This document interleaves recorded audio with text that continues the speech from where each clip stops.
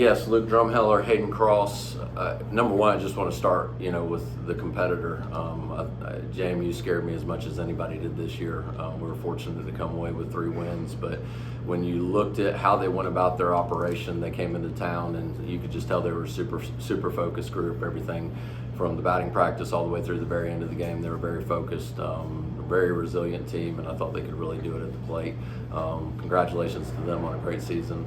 I'm just so proud of our guys. We talked about it before the game and just talked about we can't think about winning a tournament. What we have to think about is just winning the next game. And in our world, the way we phrase that is we just have to win the next moment, right? Win the next pitch. And I just thought we just continuously did that throughout the day. Next pitch, regardless of what happened. Gave up a couple of 2-run homers early.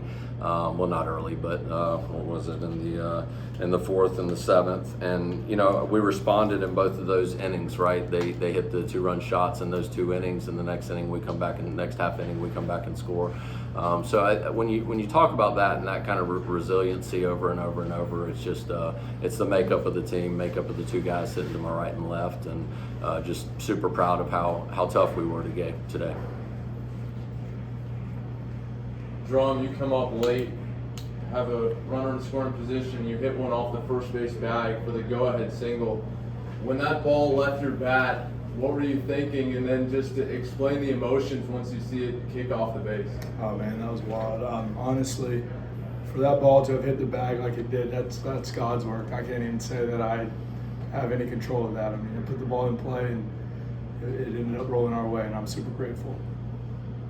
Hayden, you followed that with a 2-run home run to give your team some breathing room. Just with the ebbs and flows of these last 2 games, that moment, just describe it. Well, right before my bat, Coach Smith said we're not done. And so I was just trying to get another run on the board, give us a little bit more breathing room. But I knew after the game yesterday that it really didn't matter how much we put up. Like, the game wasn't over; they weren't just going to fold. And so, I think everybody in the dugout knew that the game wasn't over at that point. And we had pitchers come out and get 3 outs.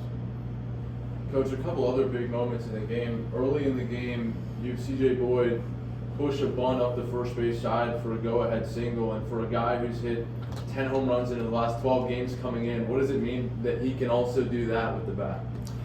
A lot, that was strictly on his own. So for him to see that specifically with a runner on third base is pretty impressive. He's just a guy. It's funny, me and Drum were talking about it before the game. He's just a guy that really just he's a throwback. He just goes out there every single day and just everything he's got in the tank, he just empties it. He plays as hard as he can in every possession, all the way through to the very last out at the fence there. Doesn't matter if I put him in center field, right field, left field, if I put him in the infield, if I DH'd him, probably if I put him on the mound. I mean, that kid he empties the tank every day. So he just looks for any way to gain an advantage, any way to get on base. And once he's there, he does a good job on the bases as well. But that was huge, and I think that in a game of 2-run homers, the couple there, that's a play that could get lost. Dante Cherico made a second start last week, 5 scoreless. What did you see from him today? Because he gave you some really good length there again. Oh yeah, I mean, honestly, we expected it. I think the thing at this level is, when you have guys, you mentioned the number of starts, right? You have guys pitching out of your bullpen. There's never a guy that we want to touch the rubber that we wouldn't trust in any situation, right? So whether he's starting or relieving or what have you. So it doesn't surprise anyone in our dugout. It doesn't surprise me. Like, we just decided to throw him the first batter of the game instead of bringing him in the 6th or 7th. But done very well. He's done very well in his starts, and he's a guy that's part of the reason that we've had the success that we've had this year. And then in the 8th inning, Jiraiya comes in, inherits a jam, gets a ground ball double play to end the inning. What was the importance of that moment, both for your team and for him individually? Well, if you fast forward, the moments are always in the future, right? We fast forward to a 1-run game in the 9th inning and a play at the wall. So either one of those runs gets across. We're talking about a tie game, and that play at the fence is maybe the winning run. And it's all those things, right? Like, that's the coach's job, is to continue to bring up those small little moments throughout a day. But the one bunt you don't get down, the one dirt ball read you don't get, the one play that you don't make, all of those plays add up to, at the end of the day, 8-7 game, right? And against 2 really good teams who, about every game we played was like that. So, just just extremely proud of our group, and how tough we were today. All right, this is for all three of you guys. Coach, not sure if you know this, that's 30 hits for you guys in 2 games here at the tournament. You guys are absolutely smashing the baseball. For the players, what's kind of the mindset in the dugout? What are you guys seeing? And Coach, how good does it feel to see your guys, putting their best swings together late in the season? Start with you guys first.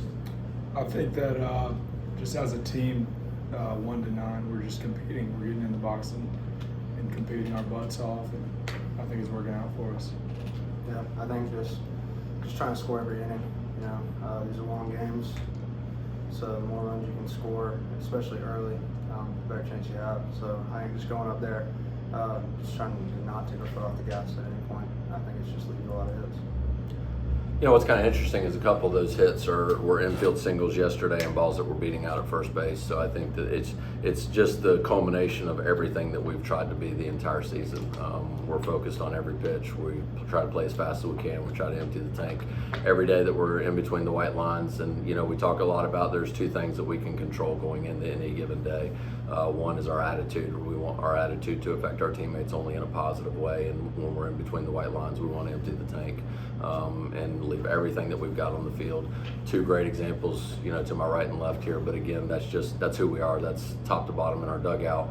The pinch runners, the pinch hitters, the back up here, back up there, the guys that are getting a spot start here. We've had 2 guys this year come back from in-season surgery to get back into our lineup and do a really, really good job. So I just think it speaks to the toughness and resiliency of our group.